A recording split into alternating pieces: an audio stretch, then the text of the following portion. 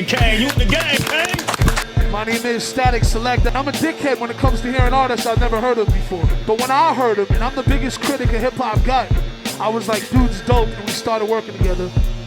Miller on the run up ahead to Williams. He gets behind Austin and reverse lay in, and the trailer fouls him. Beautiful play by Reggie Williams. Gets it into Williams, a catch and shoot. 3, 4 for 4 for Reggie Williams. A link out to Reggie Williams with authority. Yo, welcome to Synonymous. All right, welcome back, everybody. This is another episode of the Synonymous podcast. This is the Jordan episode, I guess. The GOAT. Yeah, we just finished the Last Dance documentary. And so the world just finished it. Yeah, the world just finished it, and it's like the most viewed documentary ever. That's what we all talking about. And it seems like that because of the time we're in right now. It's like I know a lot of people are like, what do we do now every Sunday? What do we watch? You know, there needs to be another documentary, but I don't know what's gonna top this, man. I really thoroughly enjoyed it. What about you? It was cool. I mean, I knew some of the stuff already. Some stuff I actually forgot about, but a lot of it I had already knew about. But it was just dope to just be reminded of his greatness, dog, his airness and his impact, how special he was. I think that's a good way to put it. It was a good reminder because we often have these talks. I mean, especially during this time where there are no sports being televised. Yeah. All of these shows are talking about who's the best, who's the GOAT. Yeah.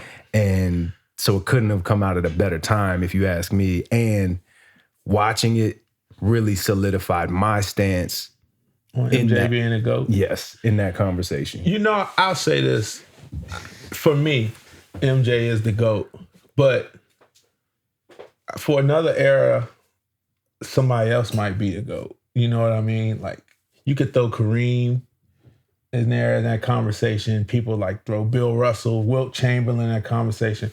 It's always different eras of basketball. So I love MJ. I think he is the GOAT, but I also think there are, in different eras, there's also like a greatest player of eras. I agree with that, but we're talking about the greatest of all time, all eras.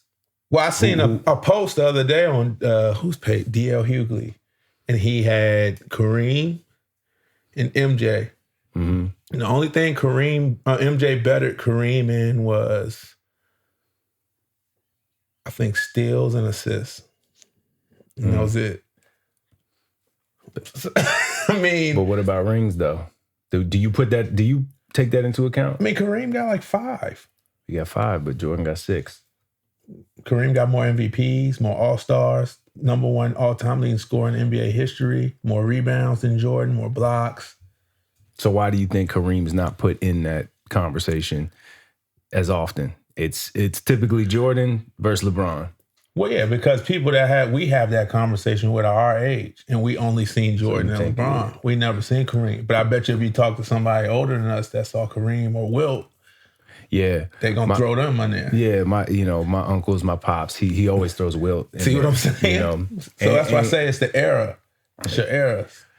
Yeah, I guess so. I just don't. All right, well, let's talk about athletic ability then. I mean, Wilt got the highest vertical in NBA history, and he was 7 feet. The highest vertical 50 inches. And he's 7 feet tall. Is that a fact? It's a fact.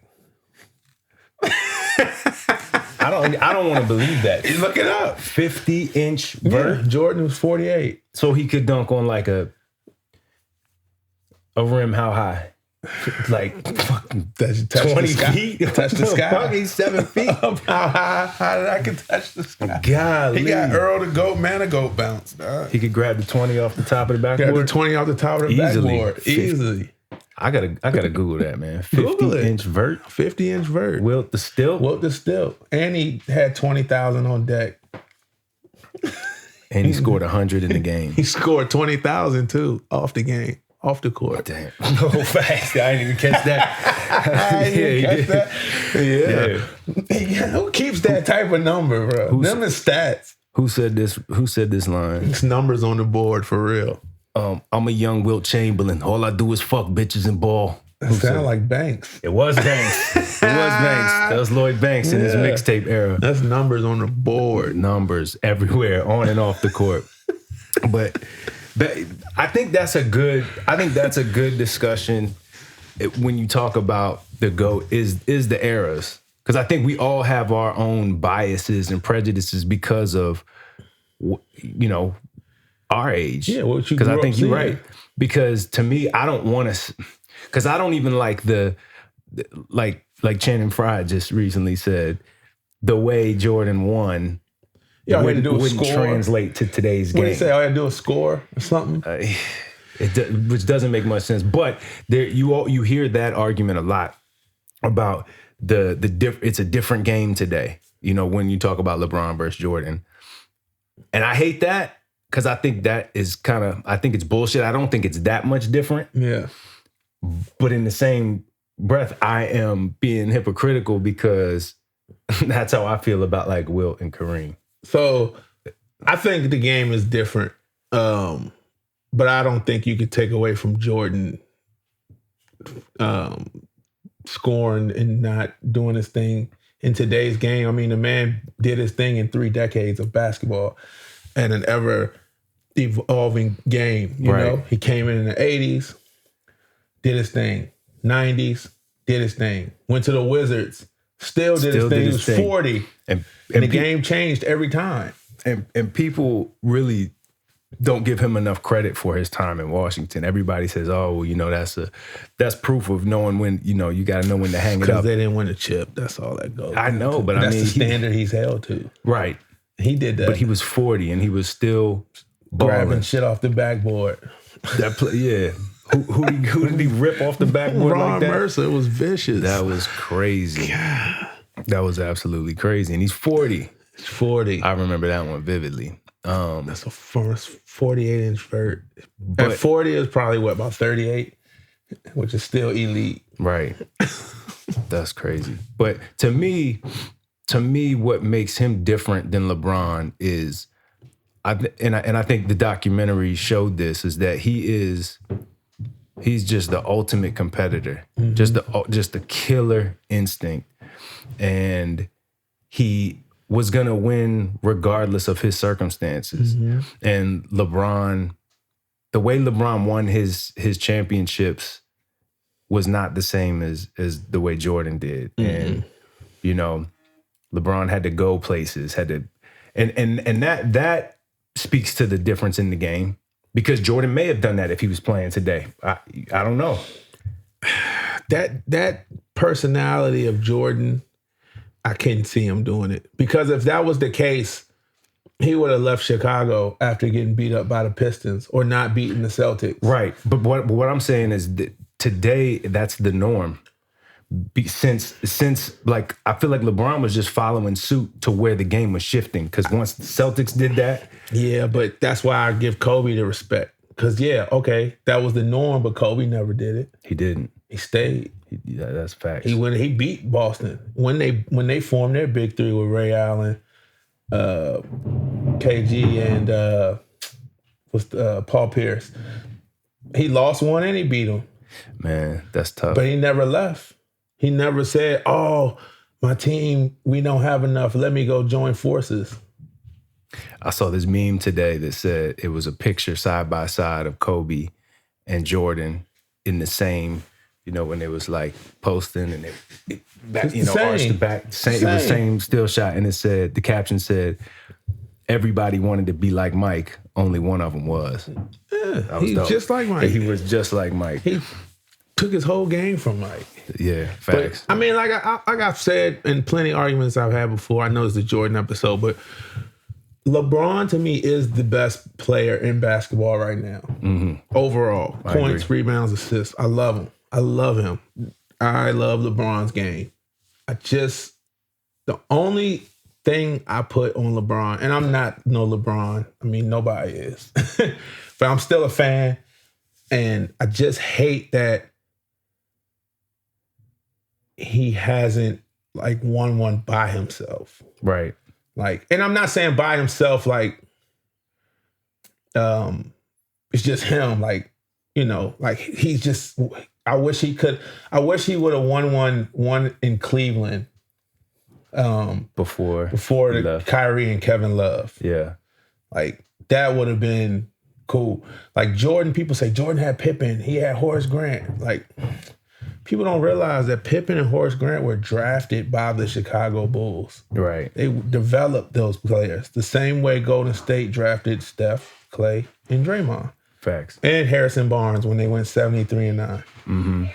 They're developed players. You know what I mean? So for me, it's just, I wish LeBron would have did that, because then nobody could actually say anything about his legacy. Mm-hmm. Like, that would probably be like the only thing people would say. Oh, he had to go to Miami and join forces. Right. Or he had to go back to Cleveland because they had Kyrie. And then they got Kevin Love. Like, yeah, I mean, that's how I feel. No, I know. Like, You're not the only one. Yeah. But, you know, I think he is the best player in basketball right now. Yeah, without a doubt. But yeah, back to Pippen, you know, and his supporting cast. Jordan gave it up for Pippen, you know, and said that he said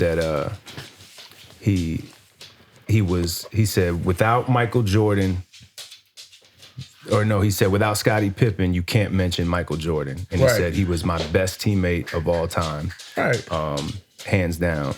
And I thought the documentary made Pippen look great. But I was seeing something in the news today that maybe Pippen wasn't happy about the way it was. Well, no, we know he wasn't happy about the contract, but I don't know if he was happy about the way the documentary made him look. I know there were some other players that felt that way. You know, Horace Grant called him a snitch. He did. Horace Grant was mad. Horace Grant was mad. He's pretty mad. What do you think about that? Like, how do you feel like, we'll get back to Pippen because I think there's a lot to talk about there, but how do you think the documentary, was it MJ's narrative? You know, like, let's talk about that. Like, how MJ controlled the narrative of his own documentary. Right. That's what I'm saying. And do you think he told his story accurately, or like, do you think he told it at the expense of others' reputation? I think he told it accurately. I mean, it's all documented. It wasn't like it wasn't documented. The only things that weren't documented, obviously, were knowing if someone told the Pistons how to guard him. And I think one thing, and I read recently, was that they didn't, which they probably should have, and it's not him all the way, but like a couple of his games, Tony Kukoc. They said in game 5 of the finals against Utah, Tony Kukoc was like, he shot like 84% from the field that game. And had like 30 points. But they didn't even mention that. Right. Like, but other than that, I mean... Yeah, they really didn't talk about Kukoc in a positive light much at all. Yeah. I mean, but like I had already knew that Jordan and Pippen weren't like big fans of Kukoc. And one of the things that I had read up on and heard about before was that they didn't like Kukoc at one point because Kukoc was getting paid more money than Jordan and Pippen. His contract was more than both of those guys. Right. Well, but they didn't even mention that. They didn't talk about it. They didn't, but they kind of implied that that's what was going on when Pippen was going through his contract stuff, and then that's what I think pissed Pippen off the most in those earlier years, or I don't even remember what year that was. But when they were bringing in Kukoc, he was getting that money, and Pippen was making less, and they were kind of they were ready to trade Pippen at the time, right? Or was that, did that come later? No, that came later. Okay. Pippen wanted more money, but he signed that deal, and I mean, he wasn't going to get out of that. So it was it like seven years, 18 million. Mil. Which I was explaining to my family, we were talking about it, and I said, you know, Pippen came in the league in what, 87? 87. Jordan was 86. So he signed that deal in what, 90, 91? I said, 91. I said, you got to think, he's a kid from bumfuck Arkansas who don't have money, Had come like from a big family. 12 siblings or His something. dad can't work. He got another brother who's in a wheelchair. And it's Crazy. 1991, and somebody giving you $18 million in 1991. That's Yeah. a lot of money. That's a lot of money now. Yeah. And it's 2020. You're probably not going to think a couple years down the road. Yeah, I mean, yeah, you don't know basketball is going to evolve how it did, and it blew up and went global. I mean, who knew that? At that time, I'm sure that was a good deal, even though the owner told him not to sign it, but he took the security. The owner told him not to sign it? Yeah. The owner said, I told Pippen not to sign it, and if he signs it, don't come back to me to try to renegotiate because I told you not to sign the deal. And Pippen signed it, which I get because job security. Right. And you getting paid. But that's another thing they didn't say in the doc. What? That he was advised not to sign that. The owner did speak on it. Okay. Yeah, he spoke on it. Yeah, see that. Well, I mean, again, it's tough when you're young. You thinking, damn, I got to take that. Who wouldn't have signed that in 1991? Somebody say, Right. I'm freaking 23 years old. Somebody say, here go $18 million Yeah, in 1991. What you gonna say? yeah. You gonna mean tell me for the next 7 years I'm gonna make $2.5 million, $2.7 million a year for the next 7 years of my life? Yeah, I'm taking that. Right. Yeah. So. And you take that now. So, all right. Well, with that being said, he was, as Pippen, you're advised to not sign the contract. You do anyway. You're advised that, hey, we're not going to renegotiate this years down the line. Gets to that point where he's like, oh shit, I'm the sixth highest paid player on the team. They need me. I'm Jordan's right-hand man. Fuck, I need to renegotiate this. They're not renegotiating.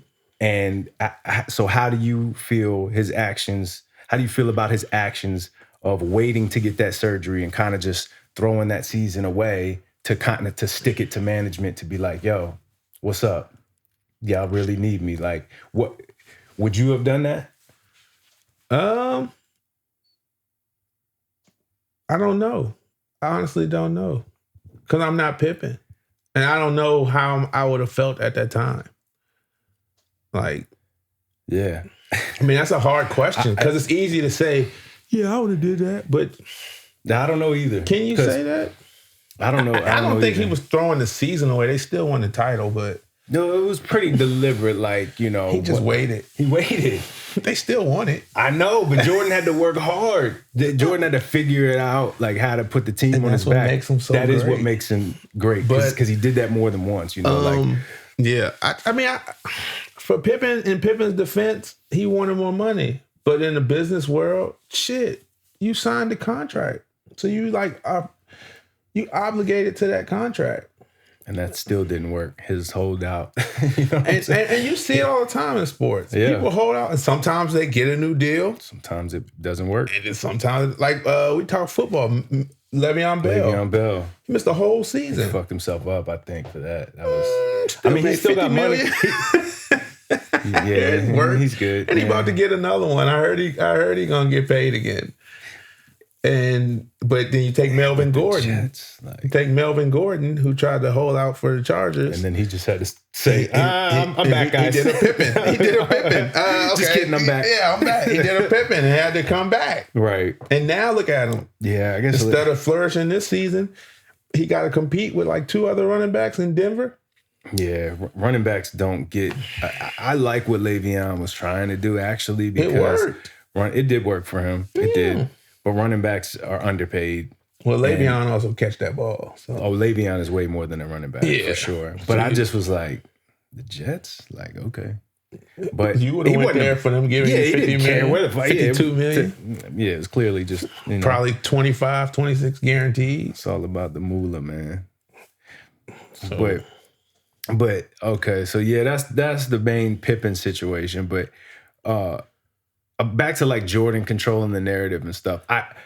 To me, I feel like the documentary humanized him in a way that, a lot, like you said, a lot of it was a reminder, but some of it was like, it was I don't know. It kind of just put things into perspective, and in his perspective, I mean, damn, he went through some shit, and like the level of fame and the lack of privacy and you know, his natural competitiveness and stuff. It made me like him more, and it doesn't, you know, doesn't matter. That's why you gotta respect like LeBron, though.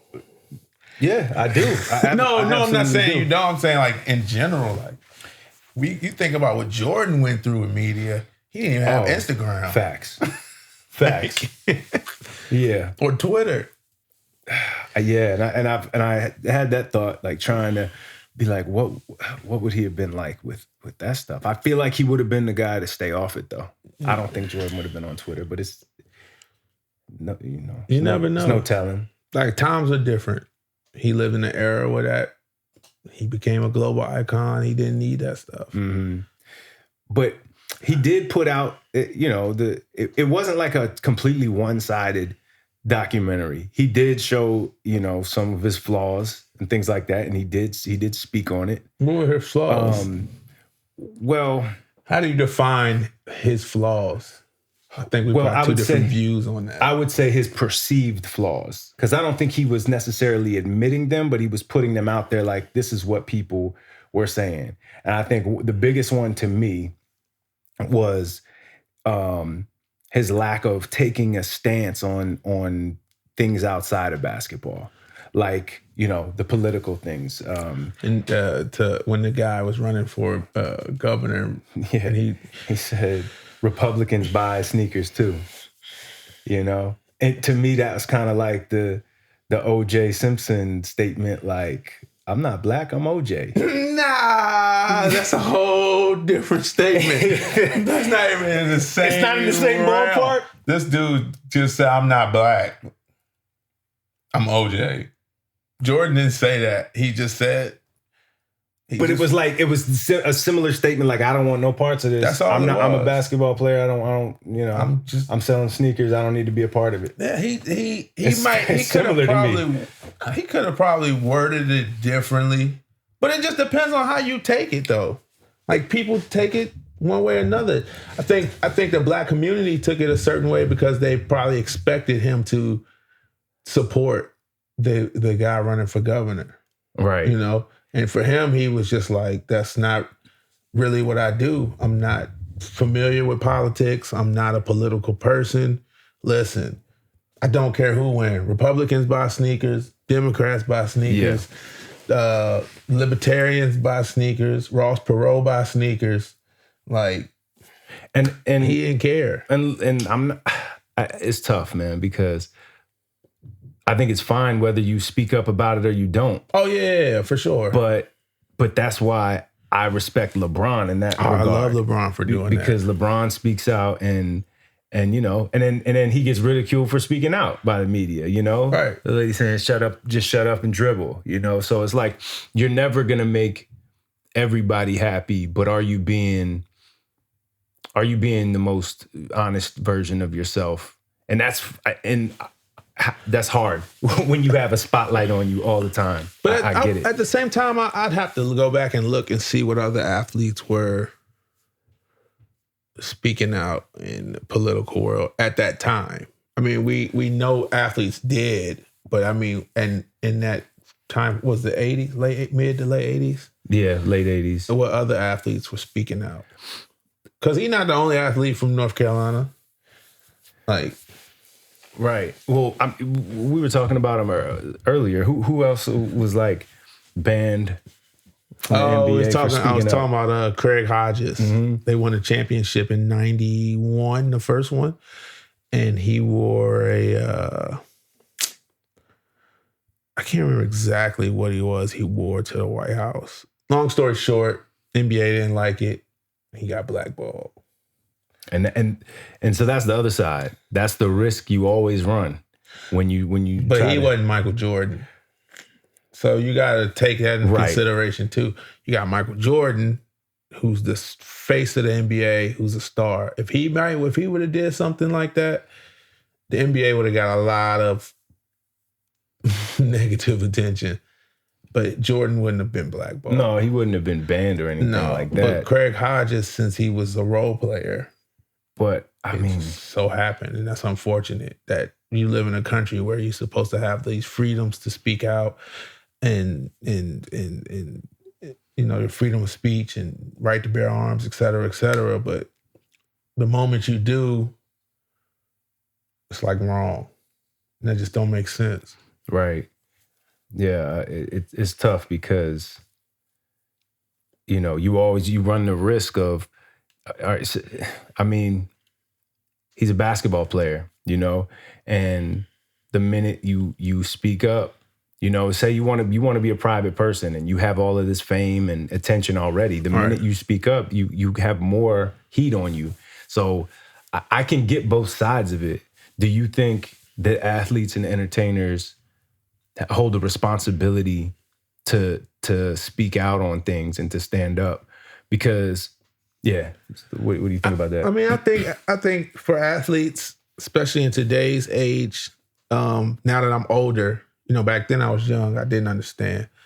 Now that I'm older, I think it's great that athletes speak out. You know, I think that it's awesome that they, you know, use their platform to bring awareness to situations and, you know, things going on in the community. But and entertainers been doing it for so long that, I mean, you can go back to music in the freaking 40s and 50s. And I think that's a big part of being an artist is speaking on the times. And you know, it's tough for me because I always want to do that in my music, but sometimes I feel bad if something crazy happened, you know, and I didn't tweet about it or I didn't, you know, put out my stance on it.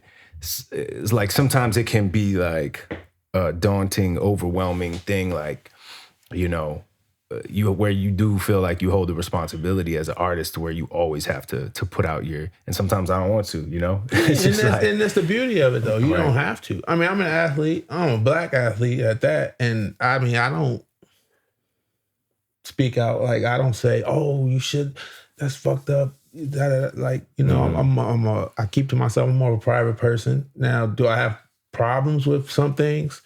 Yeah, but I mean, you know, maybe I'm just not that comfortable being in the forefront of something like that. And, you know, it's not from getting ridiculed or anything. It's just probably my comfortability of where I want to be. Will I tweet something on Instagram? Or tweet something on Instagram. See, look at that's how you can tell he does.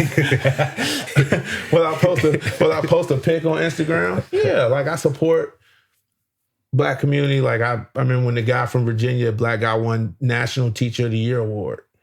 First thing I did, I posted it. You know, the guy Ahmaud Arbery got, you know, fortunately was killed, and you know I posted too, but I'm not like on the podium, like you know what I mean, like yeah, for sure. And I have talks and conversations with it. I talk to my family about it and things like that. I talk to friends about it. You know, we have our discussions too. And I think, you know, it's important for people to hold those discussions, right? About certain situations and things that happen in the world, but it doesn't necessarily mean you have to be the one on TV doing it. You can always make a change by doing other stuff. You know, and it doesn't have to necessarily be seen by everybody. Right. So be the change that you want to see. Yeah. As long as you're living that life, you don't always have to get up on a podium and I feel like that is kind of just part of the way of the world today. Everybody's expected to, because everything is so accessible. Everybody's so accessible. It's like we're all in each other's shit all the time. So it's like, what's he think about this? Like you don't. Yeah, that's not how it used to be. So I think that's good. That kind of puts it in perspective. I would just like to say, like, I think it's great to, you know, if you feel that way, you don't want to be on the, you know, on a pedestal talking about it. That's totally fine. It's important to have these conversations with people, and especially like white people, you know, and educate them. I think just the issue that I kind of have with Michael Jordan is that he's such he's an influencer basically. So people listen to him. You know, if I'm out there spreading the message or talking to people about, you know, these social injustices, nobody's really going to listen to me, but they're going to listen to Michael Jordan. You know, a big initiative that Sean King, I follow him on Instagram, he does is he is an influencer. So he's calling people to action. He's saying, call these mayors, these governors, let's, you know, make a change, because that case would never have been brought to light had it not been for him and his followers. So I think that is just like my biggest issue is like, if you have that big of an influence, you know, if you maybe he didn't feel strongly about, you know, what people, you know, they end up saying what he ended up doing. Maybe he didn't, like, you know, it's not in his nature to maybe be on the, you know, vote for. Sure. But they say he supported the guy. He donated to the guy's campaign and everything. Okay. You know, so everything that people do doesn't have to always be seen by the public. It's like okay, let's say I feel strong about feeding the homeless or something. I don't need to be posting me on Instagram every day. Look at me giving money to the homeless or feed. Just do it. That actually is kind of tacky. Jim Carrey just tweeted about that last week. Oh, did he? He was like, please stop doing this. He was like nobody, you don't have to show the world that you're doing it. It's just do it. Like, and I feel like that's maybe Jordan's stance. I don't have to show the world I support the guy.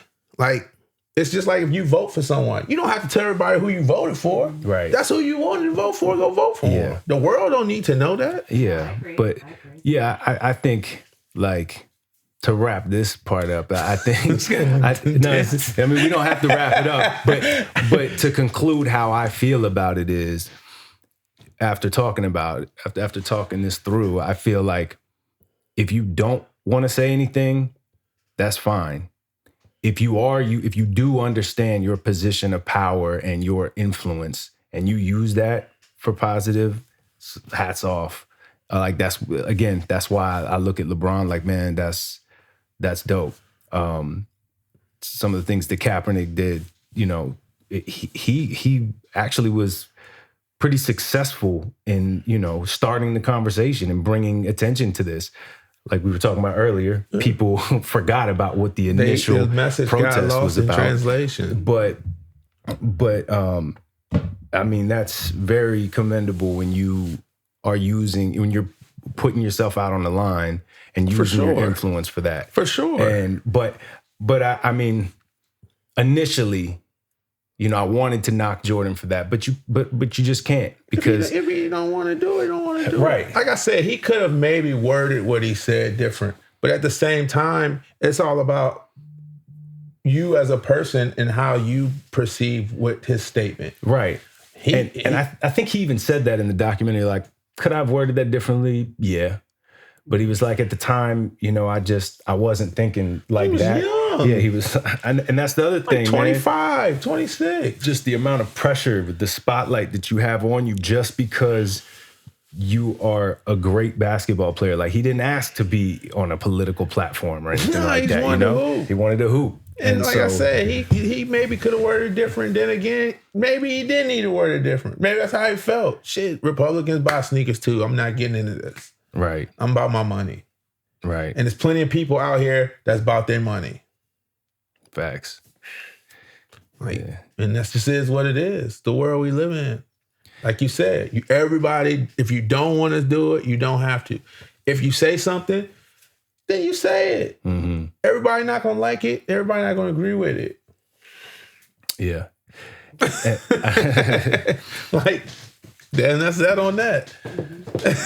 We got to get you a mic. I know. You've been talking about it. You want to say something? No, I'm saying from earlier, you know, we could have had you mic'd up. I mean, but as we were talking about, like, the potential flaws or the not so glamorous things that he kind of pointed out, that was the one that stuck out to me. Just, you know, it made me think. But then another part that I didn't like, you know, shout out to Horace Grant. He said he was snitching.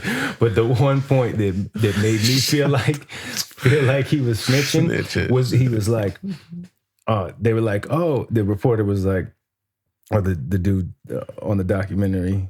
Come on, the women and the cocaine. And... Yeah, he said. But he didn't snitch. But hold up, let me tell you exactly what he said. He didn't say no names. Yeah, but he made it a point to say it wasn't me though, because the dude said they said the Chicago Bulls were the traveling cocaine circus, and Jordan starts busting out laughing. He was getting it in. But that's facts. The NBA was like that, actually. It wasn't just the Bulls, but go ahead. Right. And they were drinking beer and smoking cigarettes at halftime. It wasn't just them, no. It was the NBA in the late 70s, early 80s was like that. It looked like a party, man. But somebody who wrote that probably was from the Chicago newspaper. Yeah, I'm telling you. But I think you're right. But he laughed. And you could tell it hit something real. And he's like, yeah. And then he comes back and he's like, oh, yeah, I remember coming in the hotel room and you got your weed smokers over here. You got your cocaine section. You got your drinkers. But not me. I was out of there. And I was just like, man, that was kind of whack. You know, that's not the actual truth. Jordan had some beers or something. Like, he totally, dimed his guys out, in my opinion. He probably kicked it a few times. I mean, he kicked it. I don't know if he did drugs and all that. I don't know what he did. Right. But he probably hung out, drank a little bit. They said it was women in there. He a rookie, you know. They like young rook. Come on in here. He made it seem like he's like, guys, not me. I'm getting rest. He probably was. Yeah. And motherfucker might have got rest. Maybe he did that first night, but he came back the second night. He came back. Yeah, he definitely. I mean, he definitely smoked his share of stuff. Of cigars before games. Oh yeah, and drinking beers. He said they used to drink beer at halftime. I mean, so he said it. And there's footage of him with the beers, and they said, I don't know what he was doing, man. He didn't say no names though. He just said, yeah, it was going down. It was going down. But I ain't gonna tell you who. Right. What do you think Horace Grant was the most mad? Like, what do you think was the biggest snitching point other than that? Like, that to me was like a little bit like, I kind of made your guys look bad on accident, but you did. He dry snitched. He did. Like, what? He say no names though. He didn't. That's like saying, I don't even want to use an example. It's just, he ain't dry snitch. That's all. Nah, because I feel like it's going to get lost. I probably worded it all wrong. All right, yeah, don't do it then. Don't do it. Horace Grant, man, I don't know. That's their personal relationship. Who knows? Jordan said one thing, Horace said another thing. But somebody told Jordan that it was Horace Grant, I think. On one of the episodes. Which topic are you talking about? Him snitching about the Jordan rules. Saying Horace told him the Jordan stuff. Explain that to the listeners. I think on the episode, the people that saw, I think, I could be wrong, but I think it was like some Horace told like a reporter or something, and that's how it got out. It wasn't like what got out? The Jordan rules thing. You know what I'm talking about? What was that? About how to play Jordan and guard Jordan and stuff. Okay. Yeah, I'm not talking about the cocaine circus. Yeah. I'm talking about the Detroit Pistons beating up on Jordan and how to guard him and stuff. Right. That's what I'm talking about. And so we just don't know. Because that dude, it was matter of fact, it was the guy, I forget his name, and in the documentary, he was a writer for the Chicago Tribune. He wrote a book.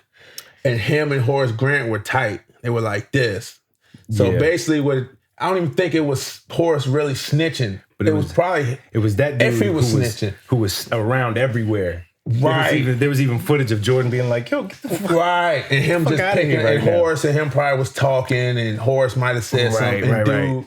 Horace probably trusted him and had confidence in him, and dude probably took it and wrote. Yeah, that dude seems slimy. I don't think it was like Horace being like, "Hey, listen, this is da-da-da-da-da-da." It probably was just in passing, Yeah, that book. It was the Sam Smith book, right? Yeah. That's exactly it. I mean, it probably was in conversation, in passing, and Horace probably thought it was harmless. He didn't even think nothing of it. I trust the dude. He around us all the time. He a writer for Chicago. He got our back. And then he stabbed you in the back like the OJ. Right. And I think that book also just kind of overall made Jordan look a little crazy. But from what I remember from that segment was like, what is wrong? There was nothing that they pinpointed like, yo, this is what was bad about Jordan, other than he was just like a crazy competitor. And some people didn't like playing. Because he yelled at his teammates. If anybody that's played in a sport, you've yelled at your teammates or your teammates yelled at you or you've almost come to blows with your teammates. That's part of it. That's nothing new. People like, he was abusive. Where was he abusive? Please tell me. He punched Will Perdue in the chest. Okay. In college, I had teammates fight. Bro, we used to fight I guess it was like in the very beginning, every like summer camp, 2-a-days. Like when you first start getting the pads on, going full contact, you're fighting. You're fighting the first day, hitting every year. Fight too, like, and then throughout the season, you're gonna fight. It's part of it. You guys see it on freaking in the NBA now. Even college, there've been brawls in college recently. In the last few, people fight. Like, to me, the people that say like, oh, he was mean or he was abusive, are people that just never played anything, or they just don't really. They fizzled out. They get it after high school. I guess. I don't know. I don't Even know. in high school, kids fight though. Right. Those are people that say that just got participation trophies. Right. But what about? Bro, they got participation trophies. They never won nothing. Like, Shots fired. Yeah, I'm shooting shots. Yeah, no, so am I. Shit, I hate that shit. But like, what about his teammates? Because even like Steve Kerr was talking about their relationship, and he was like, Mike, it was no beef or anything. Steve was like, he rode me hard, but it was just like, it was part of it. Anybody that Mike verbally abused, you had the same opportunity Steve Kerr had. Right. Apparently, Steve Kerr stood up to him. Mike left him alone. Mm-hmm. Yeah, stand up. Like, stand up. But to me, being on teams, guarantee that shit brought them together. Yeah, Kobe did it too. They say he used to verbally abuse, quote unquote, Sasha Vujacic all the time. He come in the gym and talk shit. Nick Young came out and said he came in the gym, ain't practiced for like a week, came in the gym, one practice, played 5-on-5, cussed everybody out. Told them how sorry they was, told them they was bums and everything. Yeah. It's part of it, man. And then people want to win. Yeah. They're going to do whatever it takes to win. But I feel like nobody wanted to win more than Jordan. That sounds so cliche, like, Kobe wanted to win. You gotta want it. Kobe wanted to win. Anytime you blow your Achilles and shoot 2 free throws and then walk off the court, oh yeah, you're a different. Yeah, you're for sure. You're a different person. And I think a lot. I mean, you can say that about a lot of guys. I think AI was a crazy competitor, but I just like. I mean, the list goes on and on. And Kobe got 5 rings, bro. Right. Yeah, but the way Jordan would play mind games and what was the joint about? Like he said, good game.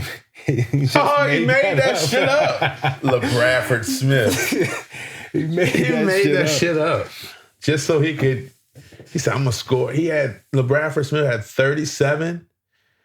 And he said Jordan made some shit up in his head and had 36 in the first half. Right. All because the kid had 37 on him.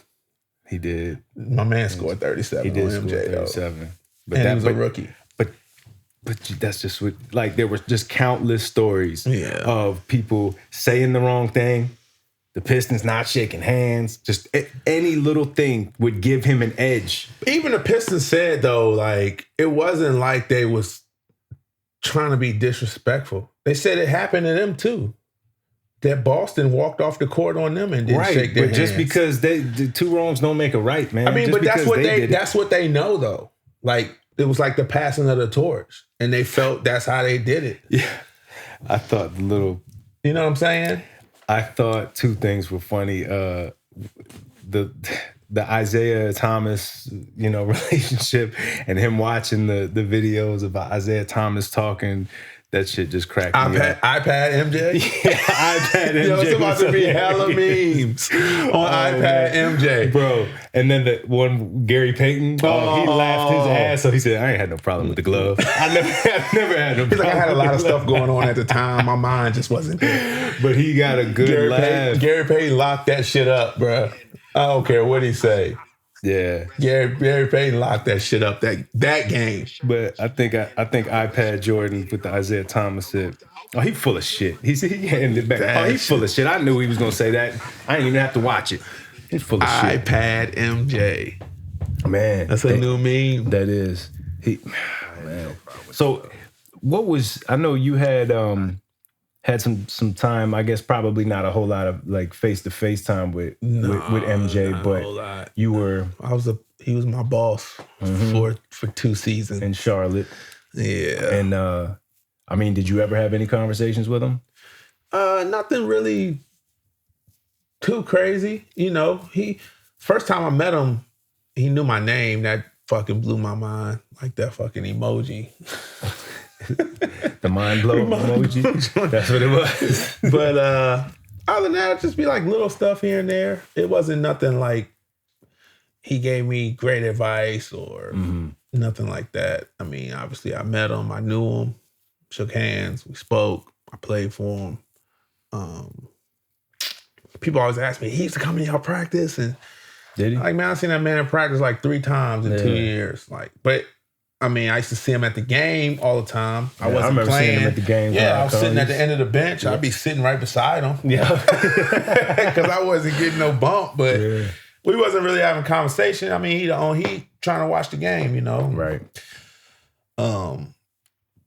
He talking shit. I hear him talk shit, but it wasn't never nothing like, oh, y'all some bums or nothing like that. It just...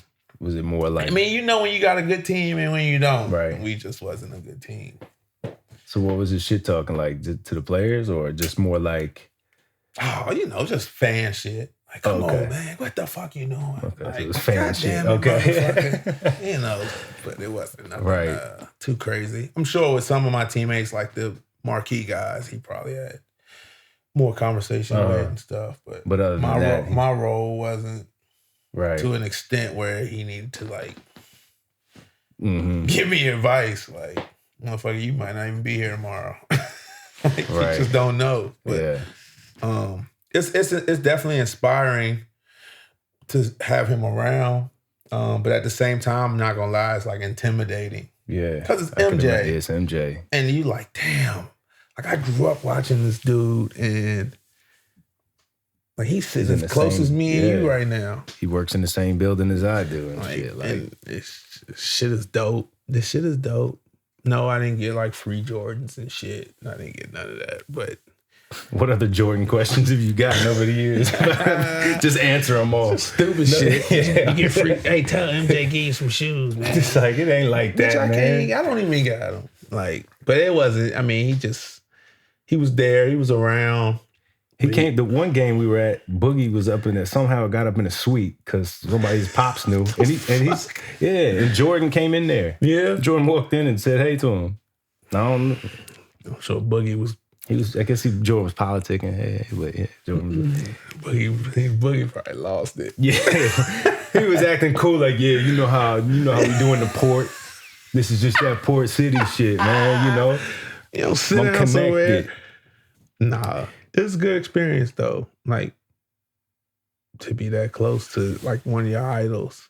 Would you want to play him in one-on-one right now? Me? Yeah. No, I got bad knees, bro.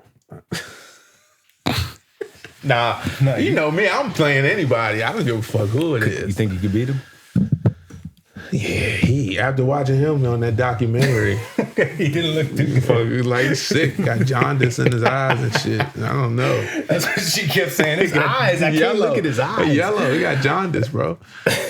Jaundice. Get the fuck out of here. Oh, man. For y'all don't know, jaundice is a liver disease. Got jaundice. It turns your skin yellow and shit. Yeah, that's what I'm saying. Drinking all them beers and smoking them cigars. Nah, but I play anybody. But Jordan wasn't even my favorite player growing up, so it don't. I mean, he just. I know who your favorite player was, but who was it? Well, I had two. growing up. It's Penny Hardaway and Jalen Rose. Okay, I didn't know Penny. I knew Jalen Rose. Jalen Rose is like my GOAT. Yeah, he my GOAT. But Jordan is Jordan. What'd you like about Jalen Rose's game? For me, it was left-handed. He was like a point guard. Well, he was point guard and he got NBA. He became more of a scorer. And I always thought I could pass well. I just tried to model my shit after Jalen. Just because of the left hand. The left-handed thing really is what... Because I didn't really see too many lefties growing up like that, That I really, he was like my biggest one. Like, lefty. He was from Detroit. My family from Detroit. Fab Five, Michigan. I've been with Jalen forever. So he was my...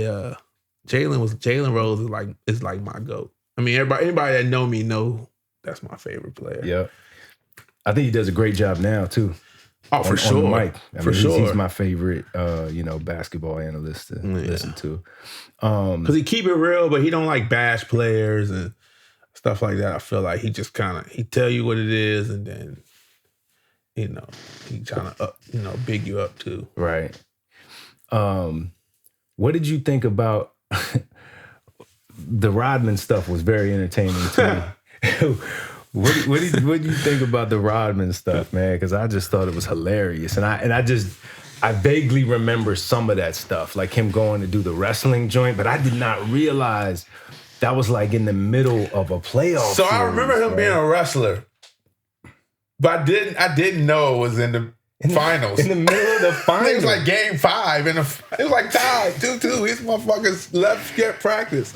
And like, I mean, when you watch the Rodman 30 for 30, you get an idea of who he was, a sense of who he was and who he is. So then when they kind of cover some of the stuff in the documentary, The Last Dance, it's like, I already knew it. If you watch the 30 for 30 on Rodman. That one I didn't know though. I knew he got it in. And like Rodman said, that's great on Phil Jackson's part of understanding and knowing his players. Yeah. He's like, he knows I got to get out. Yeah, like every player don't need to be in the gym 24/7 practicing. Like they should for the team, But when you're a championship team, shit, Jordan and them ain't give a fuck neither. Let that motherfucker go do what he got to do. Right. Except then they had to go get his ass from Vegas. They had to go. So Jordan pulled up in Vegas. Yeah, looking for him. Boom, boom. Hey, come on. You got to come back now. And he said, I don't know if it was this. Oh, no. He was talking about like the turning point in, I guess, him getting his shit together. He said he got ejected for doing some stupid shit. And then that night he came to Jordan's room and was just like, you got a cigar? Oh, yeah. And he's like, that was it. And he said, that was my way of being like, I fucked up. Yeah. And he said that, from that point on in that season, I forget what year that was, but Rodman was on a straight path. Right.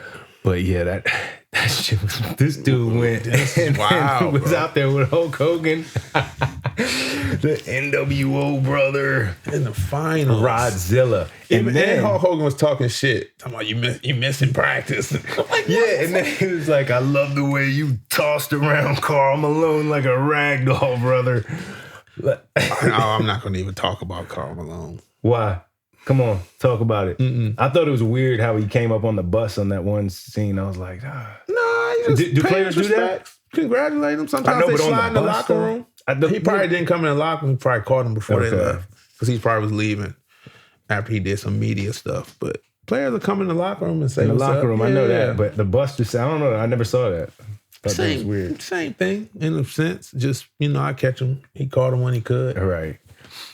So nothing to say about the mailman? Nah, nothing about the mailman. Nothing about the mailman. But yeah, I think that's the takeaway for me with Rodman was more so Phil Jackson and how he was just able to manage different player styles. It's so important, and I don't know if people talk about that much when you talk about coaching. Yeah. And I think Phil would just, what would you like to play for him? Like, from what you know?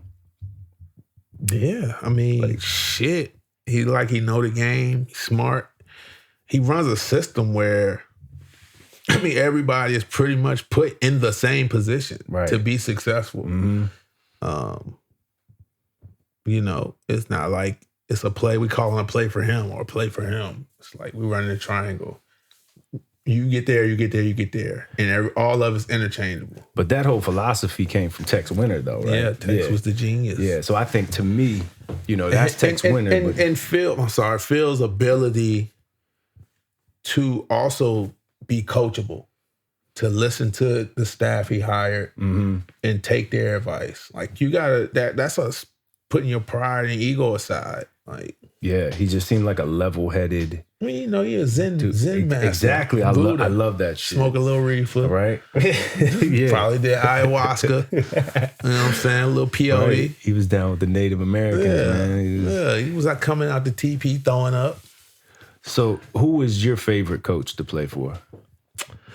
My favorite coach was Don Nelson, and that's just for a chance of him. That was a great system.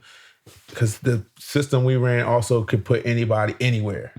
So it gave everybody still a chance to be successful. And just him giving me that opportunity. Yeah. I mean, you know, I always quote something Fabulous said, the rapper. And I say it all the time when Fab said a chance is a lot to give. Because nobody has to give you anything in this world. They don't have to give you $1, water, food. They don't even have to give you a chance. Like, right. And for somebody to take the time and give you, to take time out of their life to see what you can do, like, I think people take that for granted. And like I said, a chance is a lot to give. And I respect that, you know, that the Warriors organization took a chance on me and he put me in the game and was like, shit, what can you do? Shoot it. Did what I did and he kept rocking with me. So yeah, and then his system, him and Popovich's system, the style of play is fucking just crazy. Yeah, I thought you were going to say Pop, but that makes much more sense. Like, well, you know, Pop learned from Nelson. Pop was an assistant under Don Nelson. Okay.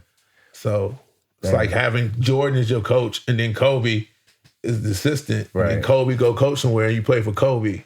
Yeah. It's like, okay. Yeah, that makes sense. It's related. Yeah, that's dope. But yeah, it makes sense that there would be no more, you know, everything that came later in your career depended on that first opportunity that you got with him. And those were some great years, man. I loved watching you play with that squad. I had the ticket.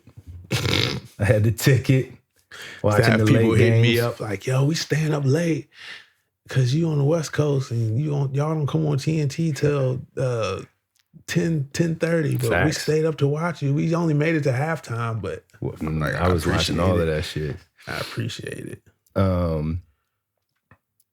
Jordan, baseball. I want to talk about that. When he went over to baseball, let's talk about that.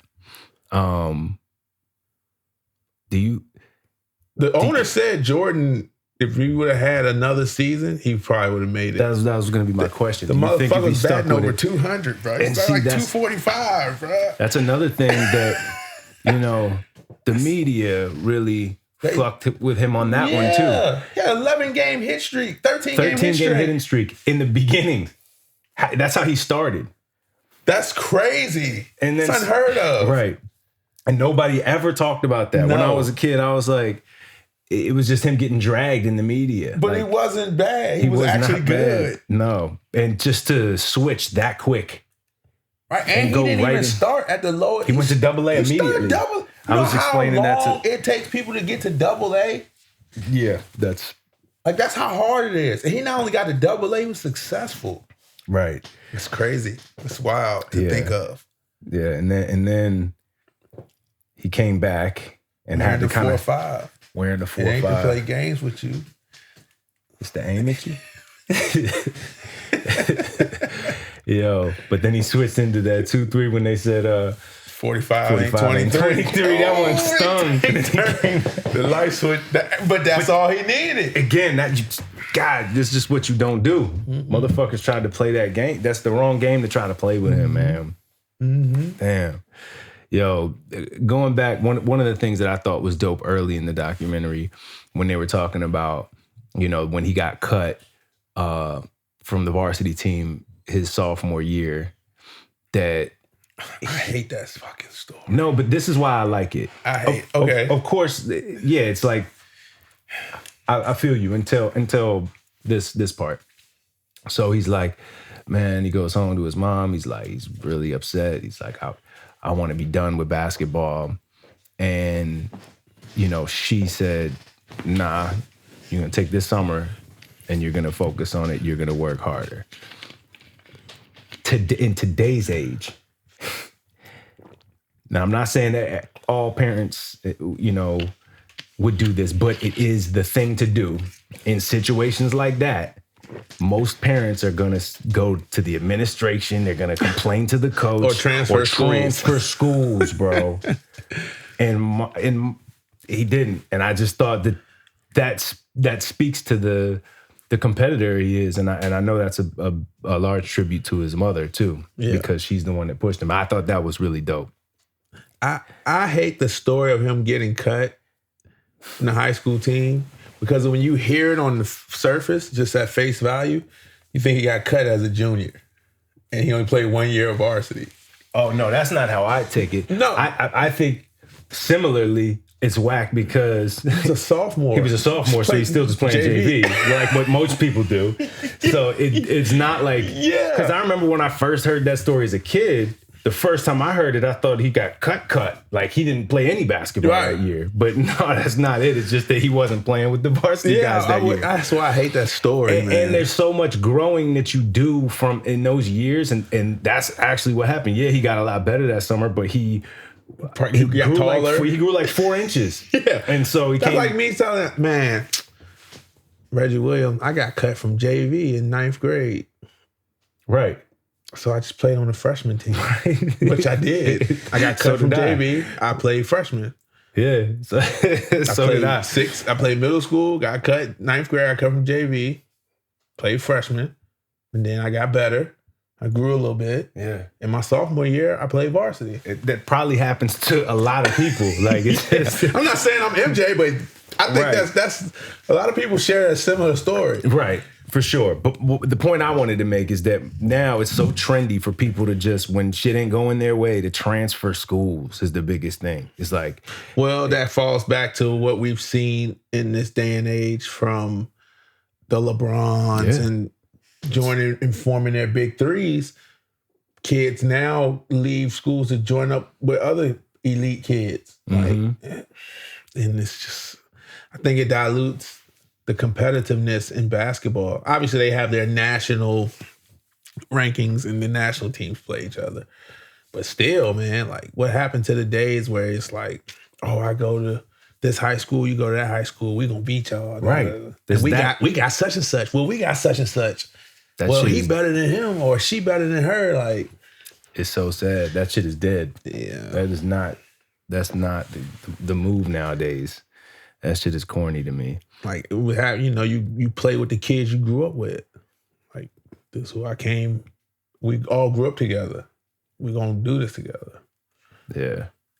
Yo, another thing I forgot all about was the injury in his second season. Oh, he broke his foot. He broke his foot. And broke a bone in his foot. And I mean, to me, what stood out about that was a lot of people don't understand how much luck goes into a lot of your legacy or your career. The stars have to align. The stars have to, a lot of little stars have to align along with the big stars. Like, you never know what play could be your last play. Right. And I mean, Jordan was close to, they were saying, he shouldn't have came back when he did. And then he just took that as motivation to really PT and work hard. And, right. But it just made me think, yo, what if there could have been another Jordan, maybe, that just got hurt. Or NBA wouldn't be where it is. Right. Without Jordan. Yeah. And it's the same with rappers. There's some nice artists that, have never seen the light of day for whatever reason. but it's just so many variables. You got to work your ass off. You got to be nice for sure. But there's a little bit of luck that goes into it too. Yeah. And especially with injuries, man. Injuries are detrimental, man. It's just I could talk about injuries for a whole episode, but like you said, it's the luck, it's the stars aligning. I mean, you can be running and you could just freaking sprain your ankle and your whole season will be lost because your ankle just won't ever get back strong enough. Yeah. Like it could be the littlest thing. But if it's written, it's written. Yep. It's got to be written for you. Your destiny. It's crazy. So how the documentary kind of concluded was, it all came down to that last final series, which was... Oh, that comes on tonight, too. They're showing the game in a cinematic version. Oh, really? Yeah, 9 o'clock The tonight. Game 7? Mm-hmm. Game 6. Game 6. When he hit the shot. Man. Do you think he pushed off? No, because if you watch earlier in the series, he hit a game winner on Brian Russell. And Brian Russell slipped on that one too. Like, I don't know what was up with his He sneaks. was ready to come out for Brian Russell, man. he was hot about that. He was talking shit when MJ wasn't playing basketball. And so when he got the chance, he's like, I'm coming at him. I don't know what was up with Brian Russell's shoes, though. Like, you slipped twice and got bullseye for 2 game winners. Maybe it was the court, man. Because I remember nobody else slipped. Well, there was a clip in the locker room. I don't know if it was the owner. I think it was the owner. Was like those shoes. He was late. Jordan was getting the shoes on. He's like, "Are those shoes good? Because slipping all over the place out there." And he said, "I'm about to slip a ring on your finger." He did say that though.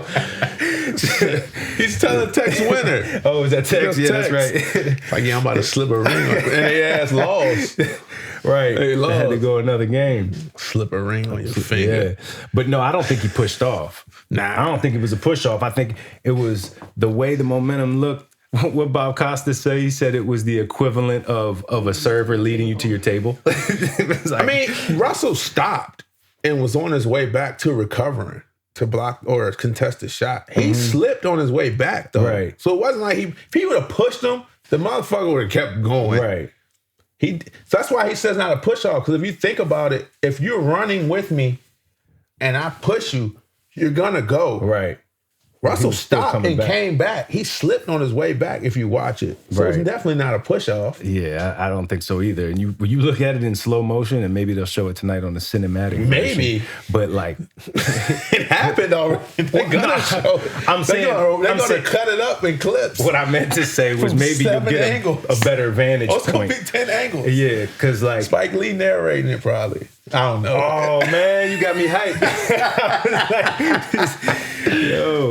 But yeah, you could. He really barely just makes contact. It's just the way his hand falls. Right. Yeah. So, and then the final thing they were talking about was just the management breaking up the team. That's sports. I mean, yeah, but I just don't understand it, yo. I mean, in Jerry Krause's position, I'm not taking up for him as a competitor. Shit, you're supposed to let us go till we don't get it no more. But right. He just was like, the guys are getting older. They just fucked it up when they came out in the beginning of the season and was like, this feels last season. Yeah. And it's the last dance. That's where, like, if they would have never said that, you could have just ran it back. But since you said that, Krause's ego is like, I gotta do it now. Right. Like, fuck. What am I gonna do? I already said right. this. I mean, they did a good job rebuilding. They just never got back to the championship. So did they do a good job rebuilding? Yeah. Yeah, I mean, we talked about that last time. Derrick Rose, Noah. That's the first team that came to mind. I mean, how far did they go that year? They went to the Eastern Conference Finals. Yeah. They just couldn't get over the hump.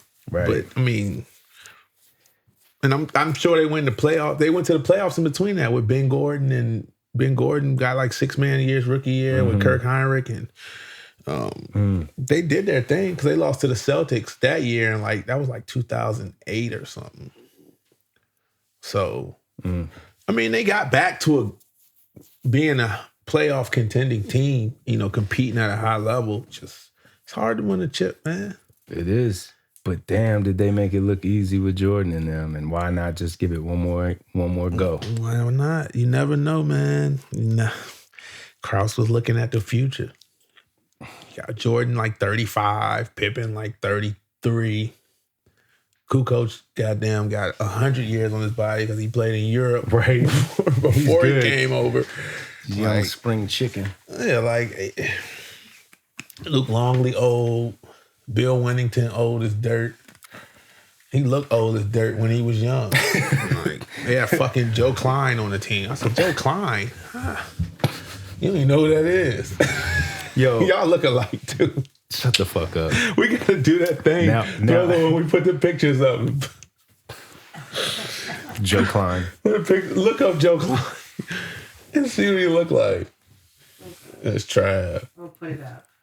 Joe Klein got no facial hair. Get the fuck out. Yo, Thriller, look. I see. That picture. Hey. It's crazy, bro. Hey, Trav. No. Trav. Joe Klein gets Chicago crowd tacos. We're going to have to post that on the page. We're going to post that on the page. Yo, he was old, huh? Yeah, he was old. Damn, that's what Barkley and them. Yeah, that Sun series was You awesome. look like Joe Klein, bro. Yo, Joe Klein's my new favorite player. Wow. Yo, that's gonna be my new rap name. Joe Klein, aka LL Beansley. Forgot about LL Beansley. Bro, I hate you right now, Oh, man. man. I just found a new doppelganger. Just call it like I see it, dog. There was something else I wanted to touch on. I forgot. Got me talking about Joe Klein and this.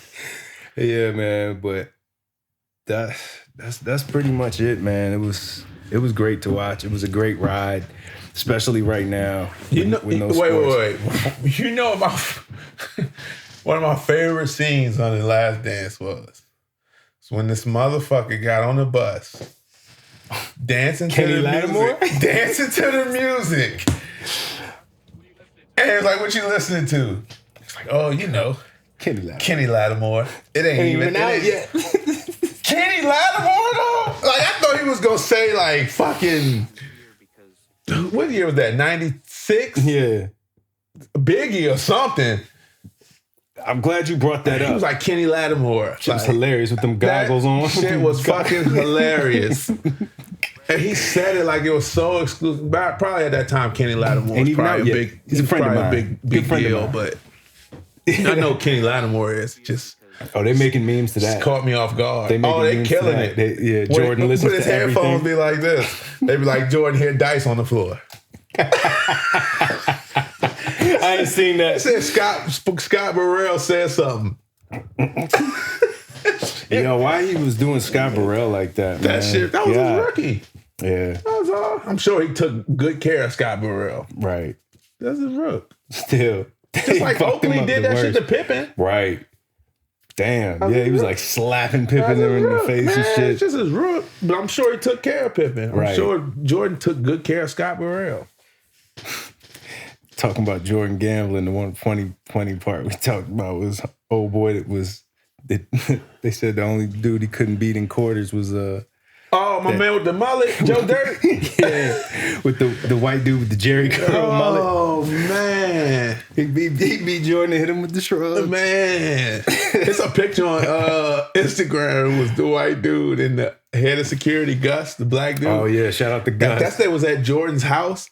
And the white dude had on some shades, and this little Jerry curl, and he had on a Jordan baseball jersey. And some like 4 gold chains, bro. Some shades. I saw he swagged. Yeah, that dude was thorough. He was swaggy. You could tell by his he had swag. a little swag. Yeah, his swag playing gambling against Jordan, taking his money. Man, he took about what, $50, $60 from Jordan? Yeah, that was funny, dude. But back to the music thing. The music in the documentary was great. Overall, they were playing some good shit. I don't even remember the music they was playing. Yeah, it was some good stuff. I was just watching it. They had Nas, If I Ruled the World. They had some, they had KRS-One, LL, Bad, when that joint came on in the Celtics series. Prince, Outkast, man, they had some good shit. I mean, I think they got playlists out on different platforms for Kenny it. Lattimore. They need to have some Kenny Lattimore, but Kenny Lattimore about to get some bread. But that's another thing. You know, people probably looked him up. Yo, what's Jordan's? I heard he made a statement about like rap sucks or I don't listen to rap or some shit like that. No, he just said he don't listen to rap. He said he's more of an R&B guy. That's all he said. That's all I remember him saying. I didn't hear him say rap sucked. He said he listened to more R&B than rap. Okay. Kenny Lattimore. But I mean, you know, we listen to Kim. Right. That's cool. That's fine. Yeah, I love some R&B. I just thought that I'm gonna look it up. I should have been informed before I started bopping to that. Oh yeah, he was feeling it. I should have been more informed before I spoke on it, but I remember him saying something where he was kind of like, again, putting the culture down, man. Putting the culture down while he's eating off it with his sneakers. You know what I'm saying? Like that's his market, but then saying, oh, you know. Nah. I could be making that up. You talking about Jordan? Yeah. He can't put the culture down. Well, yeah. He is the culture. So that's what makes it feel weird. He's not putting it down. He is the culture. All right. Well, I don't even know what I'm talking about. No, I'm just saying, but I'm gonna look it up. He can't put it down. He is the culture. He is. He inspires so many. But the Yeezy jumped over the jump, man. He inspires so many young kids, black, white, whatever. But of course, black kids, you know, shit, he inspire them today to work hard and get a pair of Jordans or want to be like him or whatever. So, but what do you think about his business model with Jordans and, you know, making the shoes very unaffordable and, you know, they're affordable. They the same price as every other shoe. The problem is you just getting the shoe. Right. The availability. The supply and demand of them. But that's not his fault. It's not his fault when people were able to go buy 2-3 pair of shoes. I remember it was a time when I could go in the store when I was a kid and just buy the shoe. Mm-hmm. So it wasn't like he did, you know, for some reason the hype of sneakers just grew. Right. Because I remember when Jordans would come out and I mean, my mom, I had Jordans. Like, I didn't want kids who was like, oh, we couldn't afford them. Yeah. Like, my mom worked 2 jobs. She would try to get me some shoes if I wanted a pair. You know, she tried to do what she could. And I never had them, but once I could get them, you know. Yeah, I remember going in the store, being able to, you know, oh, I want them. I mean, the only way I didn't get them when I was younger was like if they didn't like have my size, you know. And when I started wearing like a 13 and stuff, it was dead. They'd be like, all we got is 12s. We got like, they'd be like, that's my size. Foot Locker or Foot Action be like, well, we only got in 2 pair of 13s, they gone. But we got 20 pair of 12s sitting back there. Man, I remember waiting in like 2008 for the Space Jams. And this motherfucker was like, befriending me the whole time in the line. You know, remember with the sneaker lines? I don't even know if they still are like that. Now it's like raffles and shit. And I think you do it people online. Just buy everything online. Yeah, online. But this dude befriended me in the line. And next thing I know, he like sneak cut me and took the last 12. Like, it was so slimy. Like, he was sitting there talking to me like everything was all love. And then, whoop, got right in front of me at the very end. Walks out with the last 12. I was hot. Yeah, I mean, like I said, when I was a kid, I remember being able to go in the store and buy them. It's not Jordan's fault. It's the hype around. Yeah, I'm just asking because I wanted to hear your stance on it because a lot of people, that's another thing that they knock him for is, you know, the fact that people are killing each other over these shoes. That's what I'm saying. That's not him killing you. Right. Like, they probably have Foot Locker or whoever, sneaker retailer store, probably orders a certain amount of shoes from Nike or Jordan. So Foot Locker in wherever, New York City, one of them might say, okay, we're going to order only 200 pair, right? We're going to order X amount of size, 8, 9, 10, 11, 12, et cetera, et cetera. Once they're gone. Like, Right. that's not Jordan saying, no, only give them motherfuckers 10. Give them 10. He ain't doing that. Could have more of them produced, I guess. But that's the thing. It's a business. Right. So Nike or Jordan, Nike is paying, they are probably made in China. I'm sure they're made in China. Yes, they are made in China. So Nike is paying the Chinese factory X amount of money to produce X amount of shoes. he just looked under the tongue of his Jordan of his- threes. of his threes. So it's not Jordan doing it. It's Nike. That's their business. This is how we're going to make our profit. We make this amount. This is the profit margin, etc. Right. It's a business, bro. It's not Jordan causing this. I'm just saying. I'm just posing the question. No, I get And it. it's, I know. You know, there's always Starberries out there for you. You know. You Yeah, can but nobody. cop But the Starberries. world we live in, nobody want to wear $20 Right. sneakers. And if the supply of Jordans was more, then it wouldn't be as what it is. Yeah. But it's not even that. It's just that's their business model. I'm sure they have it down to a T. If we produce this amount of Jordans or LeBrons or KDs or whatever, and they sell, this is our profit margin. This is it. right. We done. Right. And we'll re-release them in 5 years and do it again. Yeah. That's just business. Right. Yeah, but people blaming him like Right. he the one doing it. It's not him doing it. I mean, I'm gonna still buy them anyway, regardless. You Yeah, know, I mean, got the- he don't make no money on the 12s resale. on. He doesn't make money off the resale of them. right. He only exactly. make, yeah, and that's like, that's like that's like- one of the biggest parts of the hustle too. yeah, that's not him getting the money. Right. So if a shoe come out as $220 and it resell for $800, he don't make that difference. Right. He only making off the $220, and off the $220, he making only a percentage of that. What's the highest what's the highest priced resale Jordan out right now on like the Oh, I'd have to look. I would probably What do you think? guess it'd be the Eminem 4s. really? Yeah. Those are probably even the 30, probably between 15 and 30,000, I would say, because they're so limited. They were like a friends and family type deal. So they probably only made like 50 of them. Oh, yeah. I know the ones you're talking about now. They They got a like black the- pair and a blue pair. And what was the one that came in like briefcase? Oh, that was 17. 17 is It's the hard. I didn't love those. You know, I'm going to take no Jordan slander. What's your favorite Jordan shoe of all time? Mine's a 13. 13. He got game. He got games. Before he got game, though. So it's just a 13. The hologram is what did it for me. The hologram was crazy. I loved the whole. I had those as football cleats. Hologram was I had stupid. those as football cleats. Stupid. My favorite. I love the 8s. I hate the 8s. I love the Aqua 8s. I love them. They're the most comfortable to me. I love the 8s. I love. Okay, give me your top 5. Okay. Number 1 is the Concords. Gotta be. The This your top 5, not mine. Concords. He's looking at me like they gotta be. Like he need I was waiting for you to be like confirmation. I was waiting for you to be like, oh yeah, 'cause that was like a my number revolutionary 1 is shoe. the 13. But go ahead. So you got the Concords. I'm gonna do the 8s, the Aqua joints. Then we're gonna go 4s.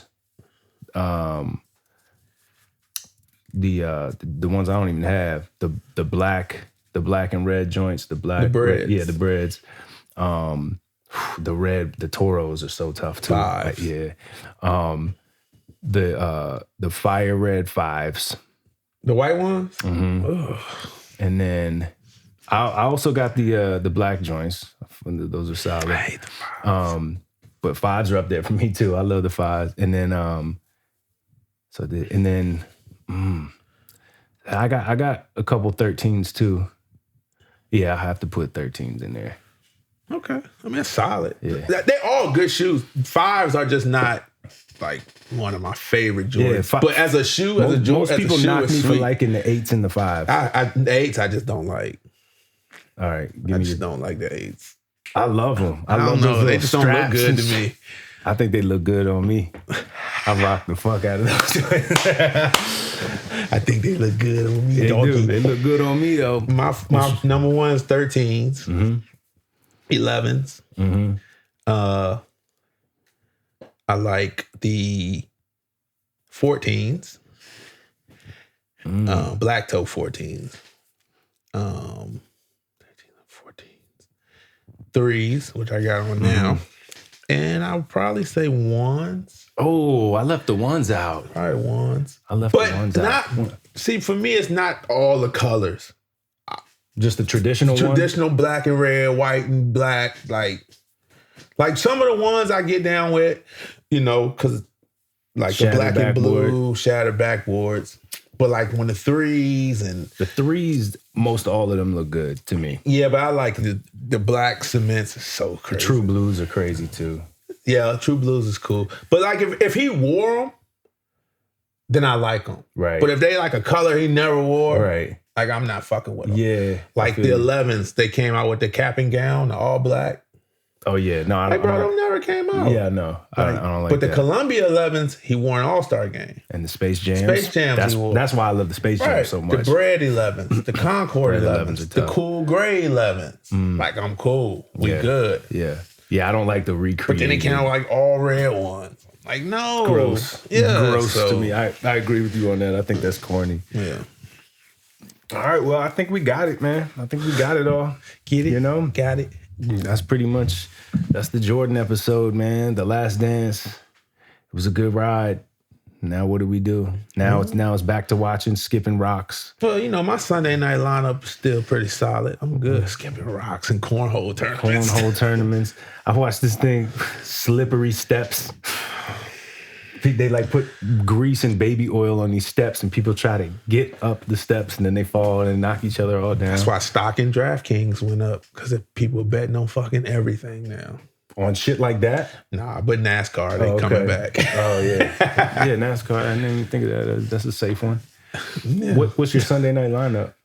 Oh, Simpsons, Family Guy, Insecure. About to start the Penny Dreadful, Hell's Angels on Showtime. I think that's it right now. Damn. Oh, and Caribbean Life on HGTV. Reggie loves watching white people renovating homes. Hey, I'm trying to learn something. Fuck it. Oh, man. All right. Well, this has been another episode of Synonymous podcast. We got some more heat coming on the way. When that rapper wants to be the athlete and the athlete wants to be the rapper. Synonymous. So you got some bars for us, right? Nah. I ain't got no bars. Maybe another time. All right. Well, I guess I'll rap then. Peace from my end. I'll let Trav Yeah. Thought you wasn't rapping. I'll rap. You know, you told me you wanted me to rap today, so I'm trying to do something. Well, go ahead and rap. No cap. All right. Hold up. Shit, since the coronavirus, we can't even give that bars. That's so you gotta close it. You gotta close it out. You gotta end it. We out. Yeah. All right, here we go. Polygraph test me, yeah, I've been the truth. I put that money on your head like a missing tooth. Used to wait in line, wasn't getting through. Now I'm jumping on the couch like the intro with gin and juice. Getting loose, but I always hold mine. This is the definition of slow grind. This is the definition of timeless. I guess my premonition was honest. Nas taught us it was written and then I seen it. Only thing that was missing, I had to dream it. I started eating, then got rerouted. But I ain't start tripping, I figured I'd hit the scenic. I seen a junkie on the corner. I seen a state in my country straight running out of water. I see my country straight running out of order. I see now, my problems wasn't what I thought of. I thought up the best moves, the boss up. Get the check before I play like ball up. It's all love, you talk tough, I call bluff. Stopping me, that's a tall order, Starbucks. I've been chopping them down and putting them in the mattress like drug money. Since Doug Funny, since T-shirts with Bugs Bunny, since lunch money and punch buggy, since gas prices was 120 or some shit. I does this, yeah, I give them what they asking for. I'm all about that action like a clapperboard. Grew up with no church, just Eric Sermon and Pastor Troy, and now I'm getting to the masses more. That mean I'm making waves. You on the shore, player. I'm making plays like a coordinator. My thoughts greater than anybody you thought's greater. You putting far too much weight on a false savior. The illest in this whole show business. I'm an underground killer like the tethered with the gold scissors. Yeah, like that. Cane is the name. Synonymous.